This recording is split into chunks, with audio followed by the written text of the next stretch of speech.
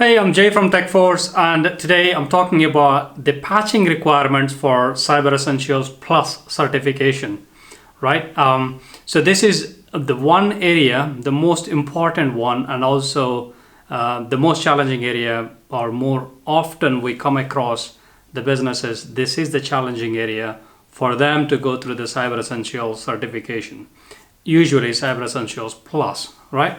So patching requirements, what are we talking about here? When we usually engage, when a business engages us to help them with their Cyber Essentials certification, we usually ask, hey, what are you doing for the patch management? And they usually answer, oh, well, we have, WSUS or SCCM or Intunes in place and we're good. No. I'm talking about the third-party patch management, third-party applications. For example, your Java, your Adobe, Google Chrome, VLC, Autodesk, all that sorts of applications. Probably in most cases not managed by your Windows, update system, right? What do you do for that? That's a good question. For very small businesses, micro businesses, they have auto update on most of these programs enabled, and some medium and businesses are usually the challenging area, and enterprise businesses usually have some sort of third-party patch management tool in place, right?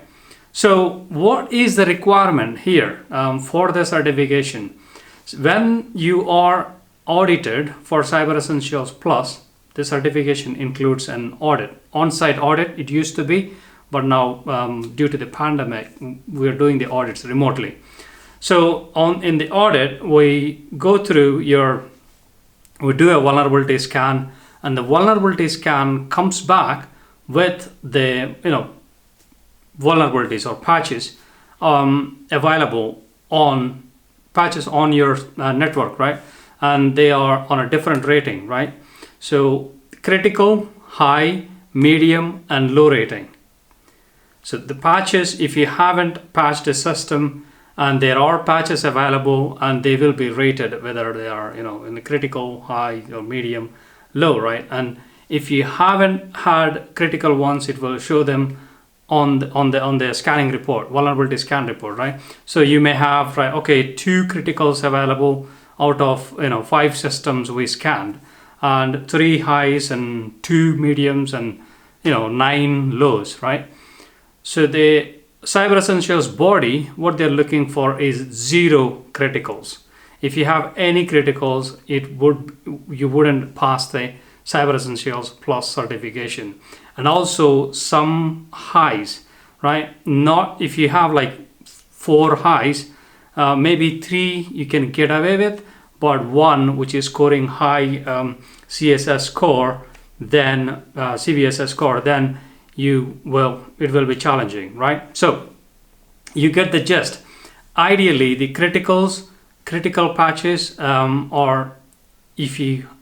they should be patched within the 14 days of their release date, right? So that's it.